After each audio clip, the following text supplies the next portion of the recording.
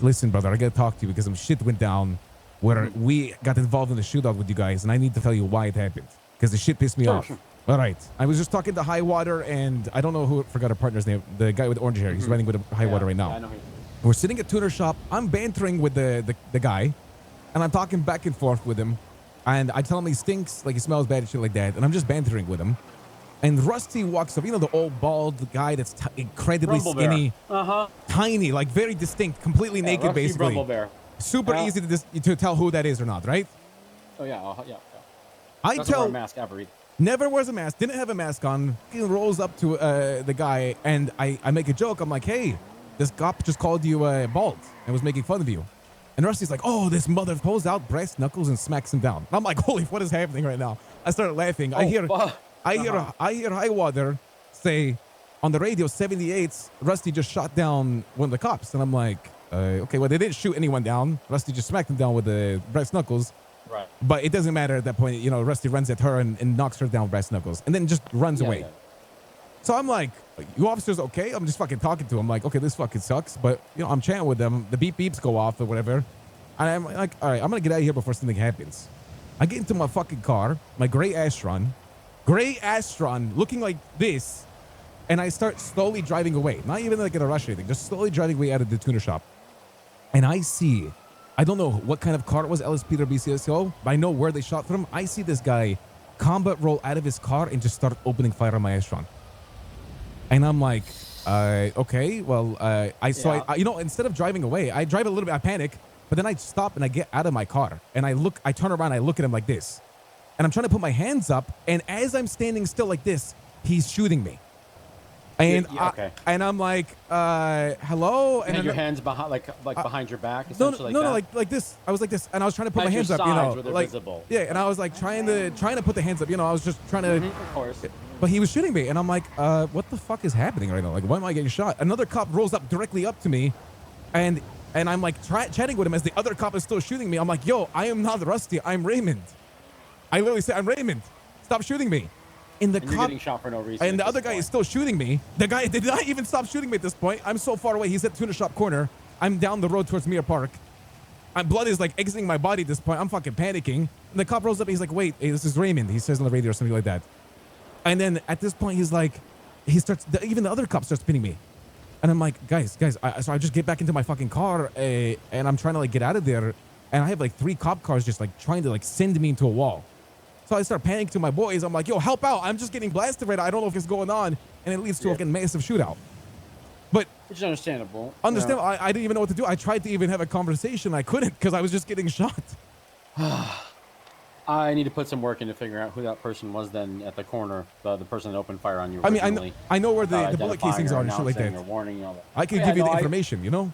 We've got, I don't know if we have, I don't think we have any evidence. Unfortunately, I don't think any of our units were able to collect evidence for I understand obvious that. Reasons. But I don't mind giving you the information about where it is, you know, specifically, because it was at the corner of the tuner shop, right at the intersection. Yeah, I mean, I can head over. I know the general location. I could head over there and pick it up and figure that out. I think we'll be able to figure it out without those casings, though. I mean, I have an idea who was on scene, and I think that we had plenty of command up that would have seen or known what happened there. So I just need to ask who that was and then go from there as far as figuring out why people are opening fire on somebody without speaking to them first or just assuming. I mean, it's one thing, you know, if somebody sees someone open fire on a cop, right, and then they open fire on them, that's a whole nother ball game. But to arrive on scene afterwards, not know exactly what happened, because I heard those transmissions from Helen as well. I didn't know exactly what happened. Nobody did. And then just shoot the first person you see is not how we operate. Yeah, that's what Highwater said. I just talked to her. She said, yeah, I didn't give a vehicle description, so I don't know why they opened fire on you. Is what Highwater's direct words were. And I was like, oh. Obviously, there's a mistake there. I don't want to completely throw my people under the bus, but there was a mistake made, period, by one of our folks in law enforcement. I don't know if it was BCS or LSPD, like you were saying.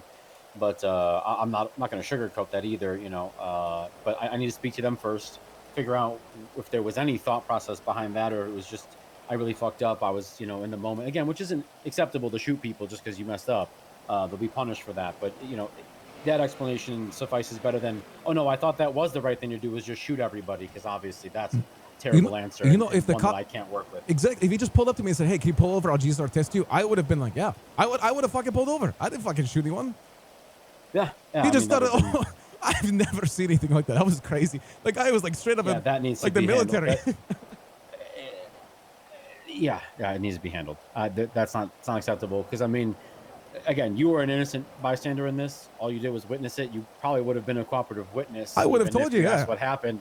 Yeah. You don't care about Rusty, I'm sure. And instead, we end up opening fire on somebody who was just on the scene, regardless of any other affiliation or anything else to do with it. You weren't affiliated with that crime. You shouldn't have been shot at. Period. Yeah, It's I a would huge issue. have cooperated. I would have fucking, and it would have led to what just happened. You know, I'll be honest. There was a shootout. You know, it happened. It is what it is. But I don't really remember. But yeah. Yeah. I just don't want. I want to avoid shit like that in the future. You know, there's no necessary reason for there to be blood like that.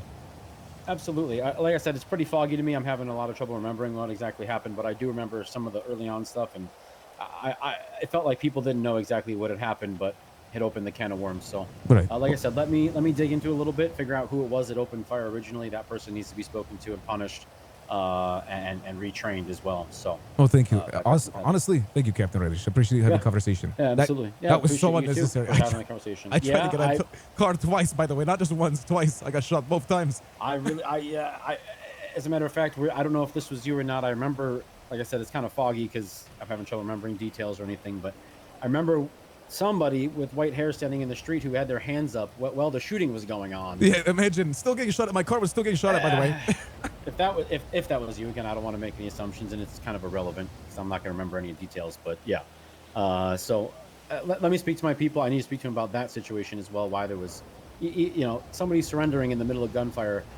Your priority is to get them out of gunfire, then worry about like arresting or any of that shit. They're standing in automatic weapons fire. So all right. We need to make sure that's a priority. Yeah, thank you, Reg. All right, you have a good day, officer. Right? Thank you for the conversation. You guys have a good one. Appreciate that. Absolutely, anytime, y'all.